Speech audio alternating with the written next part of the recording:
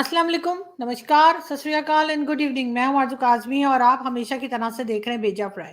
जी हाँ, भेजा फ्राई के नए एपिसोड के साथ हम हाजिर हैं और इससे पहले कि हम चलें न्यूज़ की तरफ, आप सबसे रिक्वेस्ट है कि प्लीज़ जिसने भी चैनल को सब्सक्राइब नहीं किया है, चैनल को सब्सक्राइब करना ना भूलिएगा। बात हम करेंगे सबसे पहले दीपावली की। जी हाँ, यानी कि दिवाली की।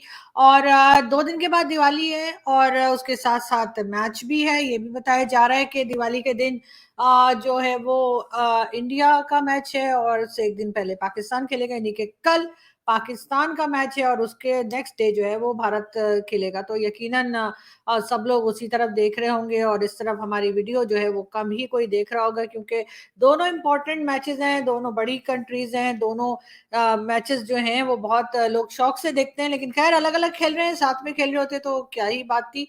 लेकिन ख़ैर हम अगर आपको ये बताते चलें कि जी पाकिस्तान का, खैर भारत का तो आप लोग जानते ही हैं कि वो सेमीफाइनल में भी पहुंच जाएंगे और फिर यकीनन फाइनल में भी चले जाएंगे। लेकिन पाकिस्तान का क्या, यहाँ से जो गए थे खेलने के लिए तो आपने देखा ही कि किस तरह से शुरू में तो हारते चले गए और अभी भी जो एक आध मैच जीता है उस पे भी कोई खास पाकिस्तानी खुश नहीं है। इसके बारे में जी जो टीवी पे कमेंट्स होते रहते हैं, एक्सपर्ट्स क्रिकेट के जो बैठ के बात करते हैं, वो काफ़ी जो है ना वो चित्रौल कर रहे हैं पाकिस्तान की क्रिकेट टीम की। उसके ऊपर जी जो कैप्टन है बाबर आज़म, जी हाँ, उनका कहना ये है कि जी फ़खर 20 या 30 ओवर खेल गया तो नेट रेट हासिल कर सकते हैं। टीवी पर बैठकर बात करना आसान है। मुझे नहीं लगता कि मेरे ऊपर किसी भी किस्म का कोई प्रेशर है। ये बात की है जी पाकिस्तान क्रिकेट टीम के जो कैप्टन हैं आजकल उन्होंने, और यकीनन बहुत अपसेट होंगे क्योंकि हर तरफ से लोग बुरा भला कह रहे हैं। लोगों का कहना ये है कि जी ये बहुत बुरी तरह से हारते जा रहे हैं, लेकिन बहरहाल अब क्या किया जाए, इनको ये सोचना चाहिए था कि कैसे खेलना है। बहुत से लोग ये भी कह रहे हैं कि सट्टा खेला गया है जी और जो है वो बिल्कुल जो है वो मैचेस को बेचा गया है, ये इल्जामात भी लग रहे हैं। हम अगर ये आपको बताते चलें कि जो फाइनल होगा, यानी जो फाइनल होगा, सेमीफाइनल होगा, फिर फाइनल होगा, जी जी वही वही, तो जो फाइनल होगा उसके लिए बताया ये गया है कि जी आईसीसी ने जितने भी अभी तक वर्ल्ड कप जिन कंट्रीज ने जीते हैं उनके विनिंग कैप्टन्स को जो है वो इनवाइट किया है। उसमें ये इमरान खान साहब को भी इनवाइट किया गया है। जी हाँ, इमरान खान साहब तो आजकल जेल में हैं और चक्की पीसिंग एंड पीसिंग एंड पीसिंग। तो खान साहब तो खैर नहीं जा सकेंगे, लेकिन बहरहाल खान साहब का भी इनविटेशन आया है और बड़ी एम्बैरेसिंग सिचुएशन है कि आईसीसी की तरफ से कैप्टन्स को इनवाइट किया गया है फाइनल देखने के लिए और फाइनल मैच के लिए, और उसमें इमरान खान साहब जो 92 वर्ल्ड कप के उस टाइम अपने सर लेते हैं सारा क्रेडिट। ये और बात है कि बाकी भी टीम थी उनके साथ, तो जी वो नहीं जा सकेंगे। और खान साहब जाहिर है कि 92 में कैप्टन थे और उसके बाद वर्ल्ड कप जीता और उसके बाद जो कुछ वो आप लोगों ने देखा, बल्कि बहुत से पाकिस्तानी तो ये भी कहते हैं कि वो 92 का वर्ल्ड कप हमारे हलक में, हमारे गले में फंस गया है और वो निकल ही नहीं रहा। और इसी वजह से हमें ये एक लंबा चौड़ा दौर, या कह लीजिए छोटा मोटा दौर कह लीजिए, अगर लंबा चौड़ा नहीं तो इमरान खान साहब का देखना पड़ा, जिसमें पाकिस्तान की जो है वो उन्होंने ईंट से ईंट बजाने की पूरी कोशिश की। खैर हमारी टीम जो है हो सकता है जल्दी बैक पैक कर ले और वापस आ जाए, तो वर्ल्ड कप तो ला नहीं पाएंगे। लेकिन ये जरूर है कि वर्ल्ड कप के लिए ये भी बताया जा रहा है जो फाइनल होगा क्रिकेट का, उसमें जो पीएम मोदी है, यानी कि जो भारत के प्राइम मिनिस्टर हैं नरेंद्र मोदी जी, जी हाँ, जिन्हें इमरान खान पता नहीं मोदी जी क्यों बोलते हैं, खैर, तो नरेंद्र मोदी जी जो है जी वो भी फाइनल देखने पहुंचेंगे। इस बात का इम्कान बताया जा रहा है, कोई कंफर्म बात नहीं है। तो इसलिए आप लोग ये मत कहिएगा कि मोदी जी तो गए कोई नहीं। तो जी बिल्कुल कहा यही जा रहा है, जाहिर है कि ऐसा लग रहा है कि फाइनल के लिए जो है वो इंडिया की टीम तो क्वालिफाई कर ही जाएगी। हो सकता है इस वजह से भी मोदी जी ने कहा कि चलो मैच देख लेते हैं चल के, वरना अगर उनकी टीम फाइनल तक ना गई होती तो शायद हो सकता है वो ना भी आता है। लेकिन अब यही बताया जा रहा है कि मोदी जी पहुंचेंगे फाइनल देखने के लिए, तो यकीनन जो क्रिकेट टीम है भारत की उसके ऊपर काफी प्रेशर होगा। लेकिन हम अपनी टीम की बात कर रहे थे, पाकिस्तान की टीम की बात कर रहे थे, और पाकिस्तान की टीम जी जाहिर है वर्ल्ड कप तक तो पहुंचने पहुंचने वाले हैं नहीं और ना ही कप लाने वाले, लेकिन कुछ तो लेकर आना चाहिए ना। जब भारत गए तो खाली हाथ हिलाते आएंगे तो वो भी अच्छा नहीं लगेगा।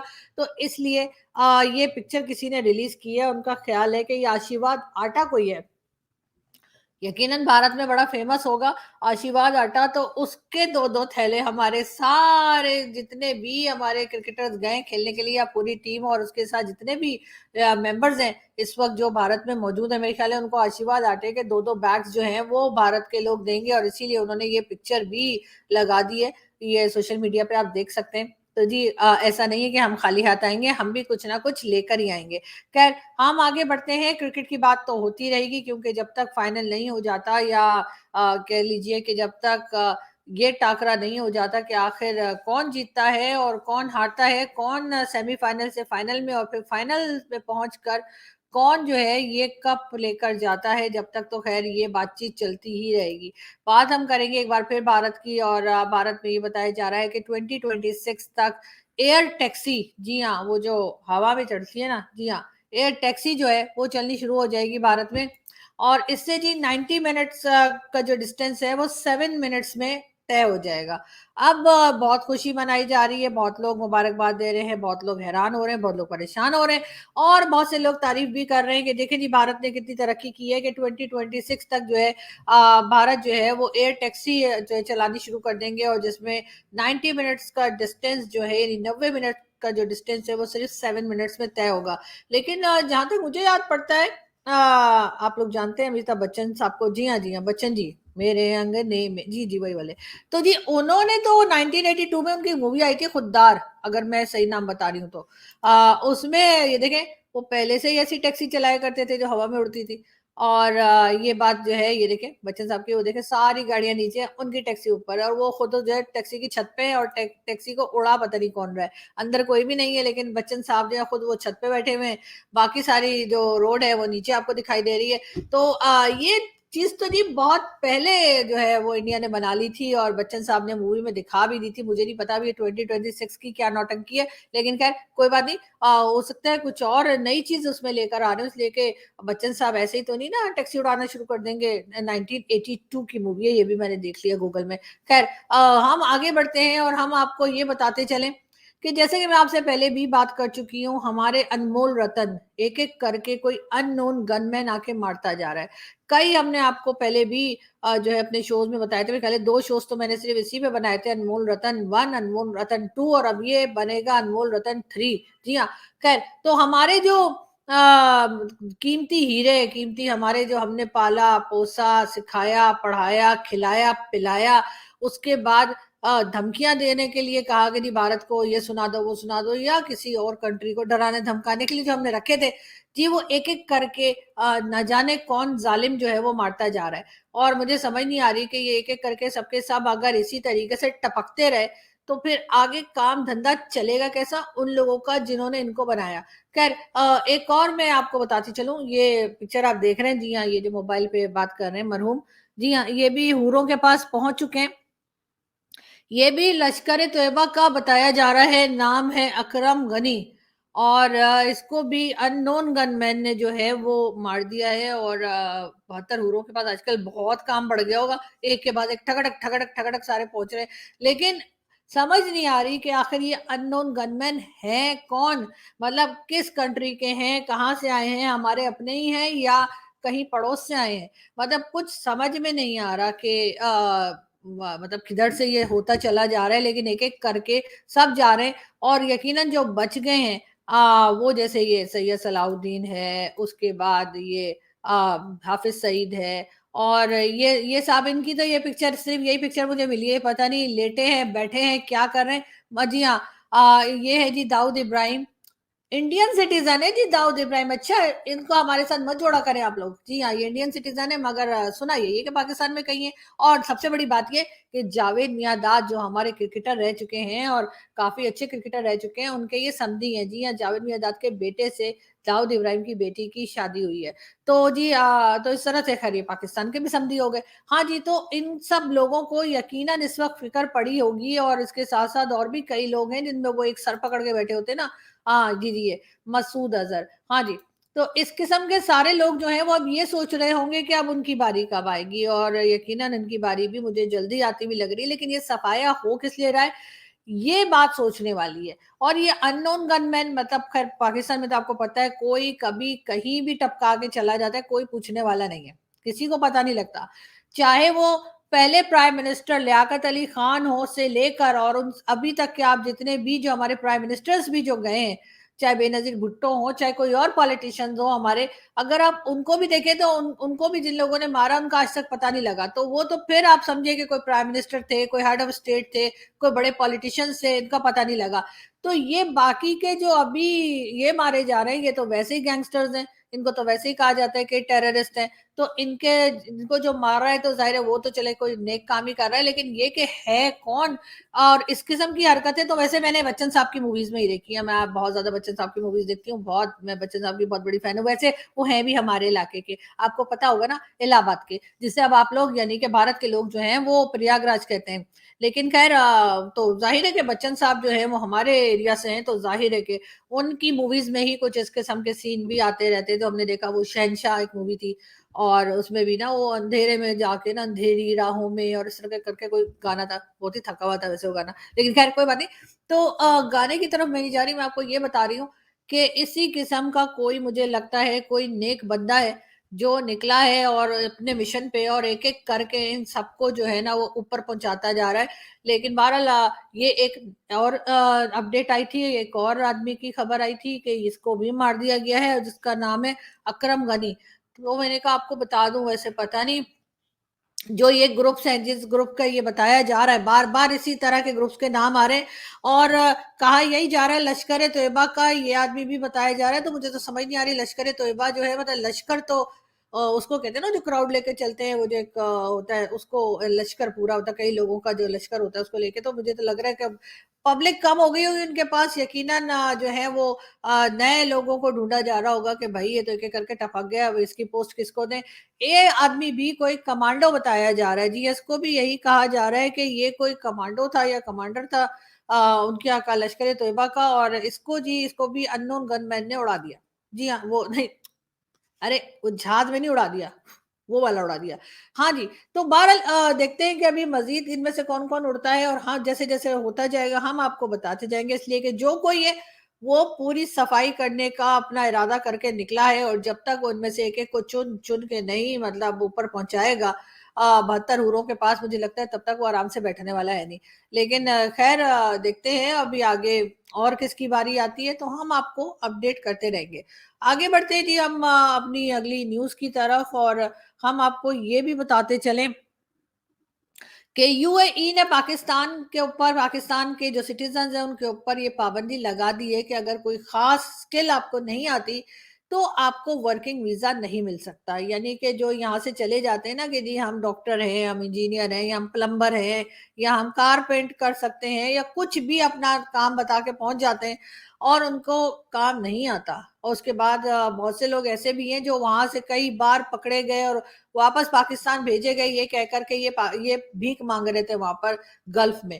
तो जी उन लोगों के लिए वीजा बंद कर दिया। यानी अगर अब आपने वर्किंग वीजा चाहिए, आपको वर्क वीजा चाहिए यूएई का, तो आपको कोई ना कोई स्किल आनी आनी चाहिए, मतलब मामू बनाने के अलावा, टोपी बनाने के अलावा, उल्लू बनाने के अलावा, चूना लगाने के अलावा, और बिल्कुल जिसे कहते हैं ना कि एकदम ही भिन्नौट किस्म के जो काम आप लोग करते हैं ना कि चोरी और उसके बाद बेवकूफ बना के लोगों के पैसे ठगना, ये वाले स्किल्स के अलावा कोई और अगर आपको ढंग की स्किल आती होगी तभी यूएई आपको कोई वीजा जो है वो आपके लिए अप्रूव करेगा। खैर देखते हैं कि इसके ऊपर पाकिस्तानी क्या रिएक्शन करते हैं। थोड़ी बात कर लेते हैं अफगानिस्तान की। जी हाँ, अफगानिस्तान के जो मिनिस्टर हैं जबीउल्लाह महसूद, यही नाम है ना मेरे ख्याल है, हाँ जी। तो उनका कहना ये है, सॉरी जबीउल्लाह मुजाहिद, जबीउल्लाह मुजाहिद जो है उनका कहना ये है कि पाकिस्तान में जो भी सिक्योरिटी को लेकर हो रहा है उसमें अफगानिस्तान का कोई हाथ नहीं है। जी आपका हाथ नहीं, आपका हाथ पांव गला सब कुछ है, और ये आप ना माने तो और बात है, इसलिए कि टीटीपी को आप रोक रहे नहीं है, और टीटीपी जो है वो अफगान और जो केपी के बॉर्डर है, यानी कि पाक पाक अफगान बॉर्डर के ऊपर टीटीपी की तरफ से जिस तरीके से अटैक्स चल रहे हैं उसमें आप रोकने में बिल्कुल इंटरेस्टेड नहीं है। और ये चीज साफ बताती है कि आप चाहते हैं कि पाकिस्तान में कुछ ना कुछ गड़बड़ मची रहे, मगर बहरहाल पाकिस्तान को भी सोचना चाहिए, जिस तरह से लोगों को निकाला जा रहा है बहुत गलत है। मैंने कुछ दिन पहले भी मेरे घर के पास मार्केट है, वहां पे मैं गई तो छोटे छोटे अफगान बच्चे घूम रहे थे जो कचरा उठाते हैं या भीख मांगते हैं। उनको मैंने देखा कि जो नान वाला था, उसने जब नान देने की, फ्री नान देने की उनको ऑफर की, उन बच्चों ने मना कर दिया। हालाँकि वैसे वो बच्चे बड़ा भाग-भाग कर आते हैं और नान लेते हैं या दूसरी चीज़ें लेते हैं, जो भी उनको मार्केट में आने-जाने वाले दे रहे होते हैं, लेकिन उस वक़्त उन बच्चों ने मना कर दिया। उनके चेहरे काफ़ी उदास थे, मुझे देखकर भी अच्छा नहीं लगा, बड़ा अफ़सोस हुआ उन बच्चों की हालत को देखकर, लेकिन यकीनन उनके घर में बातचीत हो रही होगी कि किस तरह से पाकिस्तान ने जो है निकल जाने का कहा है, तो हो सकता है उसमें उसकी उन लोगों की फैमिली भी शामिल हो।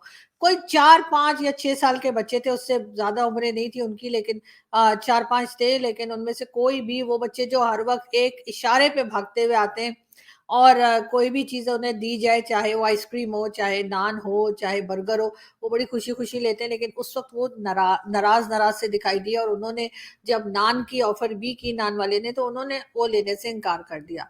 ख़ैर देखते हैं कि पाकिस्तान इस चीज़ को किस तरह से जो है वो सँभालता है और सँभालना चाहिए भी। इसलिए कि ये कोई अच्छी बात नहीं होगी, बल्कि और ज़्यादा प्रॉब्लम्स क्रिएट हो जाएँगी अगर अफ़गानिस्तान की तरफ से भी हमने दुश्मनी पाल ली। वैसे तो ख़ैर पाल रखी है, ऐसा नहीं कि अभी कोई दुश्मनी नहीं है। अभी भी अफ़गानिस्तान के लोग जो हैं पाकिस्तान से काफ़ी नाराज़ हैं और काफ़ी सख्त किस्म की स्टेटमेंट्स भी आती हैं और बात की जाती है, लेकिन मज़ीद ये दुश्मनी ना बढ़े, इसके ऊपर ज़रूर पाकिस्तान को कुछ ना कुछ सोचना होगा। रोटी की कीमत भी जी बढ़ चुकी है और अब हुआ ये है कि ना सिर्फ ये कि और कई कई दूसरी सिटीज़ में, बल्कि कोयटा में ख़ास तौर पे जो है नान वालों ने हड़ताल कर दी है और उन्होंने कहा जी जब तक रोटी की कीमत उनके हिसाब से नहीं बढ़ाई जाएगी, वो जो है अपनी जो नान की दुकानें हैं उसको ओपन नहीं करेंगे। यानी तंदूर जो है वो बंद कर दिया गया है हर जगह पे कोयटा में। और कहा ये है कि जी नान एसोसिएशन जो है उन्होंने अनाउंस किया है कि जी ये दुकानें बंद ही रहेगी जब तक गवर्नमेंट उनकी दी हुई डिमांड्स को पूरा नहीं करती है, जब तक गवर्नमेंट उनकी बात नहीं मानती, तब तक वो नान जो है वो नहीं बनाएंगे। खैर जी, बात हम करेंगे चौधरी फवाद हुसैन की। चौधरी फवाद हुसैन जो कि आजकल पुलिस कस्टडी में हैं और 14 डेज़ का रिमांड उनका दिया गया है। उनके लिए एक बुरी खबर और है और वो ये कि उनके इलाके जेलम में उनके खिलाफ एक और एफआईआर जो है वो रजिस्टर करवाई गई है, जिसमें ये कहा गया है कि चौधरी फवाद हुसैन ने, किसी आदमी ने जिसने ये कंप्लेन की है, उसका कहना है कि उसके घर से चौधरी फवाद और उनके साथियों ने उस आदमी के घर से चारपाई चोरी की है और सोफा ले गए हैं और इसी किस्म का, यानी चारपाई मैं आपको बता दूं ये होती है जी चारपाई। जी हाँ, चारपाई जो है वो ले गए हैं और इसके अलावा खाद की बोरियां जो हैं वो उठा ली हैं और सोफा सेट भी ले गए। मतलब कमाल करते हैं। खैर, लेकिन खैर अब देखते हैं कि इस एफआईआर के ऊपर क्या एक्शन होता है और क्या फवाद साहब जो है उनके लिए मुश्किलें मजीद बढ़ेंगी या फिर वो हमें इसमें से निकलते हुए दिखाई दे रहे हैं। ये तो खैर हम आपको अपडेट करते रहेंगे, लेकिन बहरहाल ये एक नई एफआईआर है जो फवाद हुसैन साहब के ऊपर, जो कि पहले जो है मिनिस्टर भी रह चुके हैं और ना सिर्फ इमरान खान के साथ, बल्कि साथ साथ जो है वो आपने देखा है कि उन्होंने जो इमरान खान के साथ भी थे और साथ पीपल्स पार्टी के साथ थे और बल्कि परवेज मुशर्रफ के साथ भी रह चुके हैं और अब फवाद हुसैन चौधरी साहब के ऊपर इस किस्म के इल्जामात भी लग रहे हैं। मोदी की हुकूमत जब से आई है ना, इसमें क्या कोई आप पाकिस्तान की फेवर या उनसे कोई उम्मीद नहीं रख सकते कि वो कोई ऐसी चीज़ करेंगे जिससे पाकिस्तान को फ़ायदा हो। Simple is that. वो जब से आया रिकॉर्ड हिस्ट्री हमें ये ही बता रही है, ठीक है ना। वरना बीजेपी की हुकूमत पहले भी रह चुकी है, पहले भी प्राइम मिनिस्टर्स वगैरह आए हुए हैं, बड़े अच्छे रिलेशनशिप, लेकिन मैं सिर्फ स्पेसिफिकली इस मोदी की बात कर रहा हूँ, ठीक है ना। तो मुझे तो कोई उम्मीद नहीं है और वो नुकसान ही देंगे। फायदे वाला काम, फायदे वाली कोई चीज मुझे उनसे नजर नहीं आती। जी, बात हम करेंगे शाहिद आफरीदी की। शाहिद आफरीदी जो हमारे क्रिकेटर रह चुके हैं और शाहिद आफरीदी जो काफ़ी बढ़-बढ़ के कश्मीर में जाके भारत के खिलाफ नारे भी लगाते रहे हैं और ये वही शाहिद आफरीदी हैं जिन्होंने ये भी कहा था कि मुझे भारत में बहुत प्यार मिला है और इससे ज़्यादा कहीं नहीं मिला। ये बात भी रिकॉर्ड पर है। लेकिन अब लगता है शाहिद आफरीदी का कुछ जो है वो शौक शायद पॉलिटिक्स की तरफ आ गया है और हो सकता है कि वो सोच रहे होंगे कि शायद इमरान खान के बाद उनका नंबर आ जाए कि एक क्रिकेटर और प्राइम मिनिस्टर बन जाए और इसीलिए वो इस किस्म की स्टेटमेंट दे रहे हैं जो हम आपको सुनाने जा रहे हैं। ना इसमें क्या कोई आप पाकिस्तान की फेवर या उनसे कोई उम्मीद नहीं रख सकते कि वो कोई ऐसी चीज करेंगे जिससे पाकिस्तान को फायदा हो। Simple is that. वो जब से आया रिकॉर्ड हिस्ट्री हमें ये ही बता रही है, ठीक है ना। वरना बीजेपी की हुकूमत पहले भी रह चुकी है, पहले भी प्राइम मिनिस्टर्स वगैरह आए हुए हैं, बड़े अच्छे रिलेशनशिप, लेकिन मैं सिर्फ स्पेसिफिकली इस मोदी की बात कर रहा हूँ, ठीक है ना।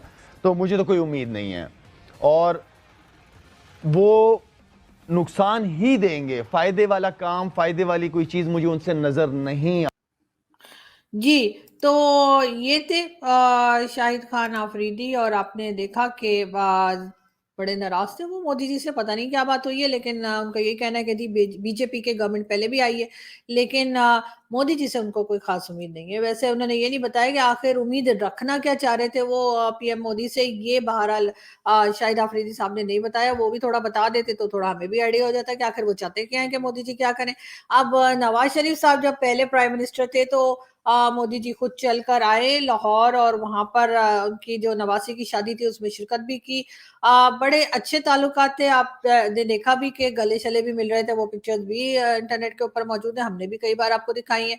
और उसके बाद जो कुछ हुआ, पुलवामा, उड़ी, ये वो पता नहीं क्या क्या, तो उस बारे में शाहिद आफरीदी ने कोई बात नहीं की, लेकिन बहरहाल उन्होंने ये कहा कि मोदी जी से उन्हें कोई उम्मीद नहीं है। मुझे नहीं पता कौन सी उम्मीदें लगाना चाह रहे थे जो नहीं पूरी होती हुई दिखाई दे रही।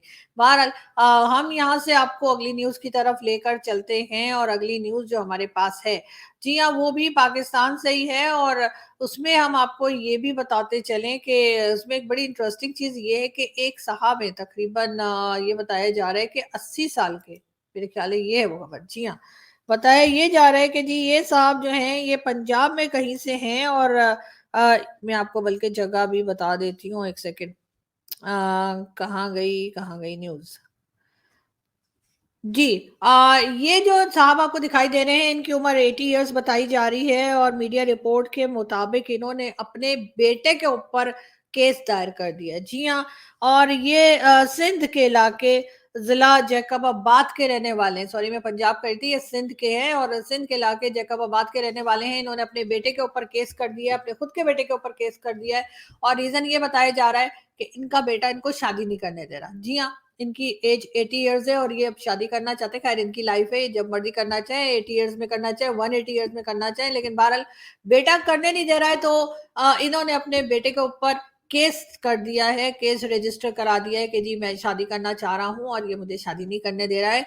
अब सबको ये बड़ा अनोखा और बड़ा डिफरेंट किस्म का केस लग रहा है, लेकिन देखते हैं कि इसका फैसला क्या आता है, अदालत क्या फैसला देती है और किसके हक में देती है।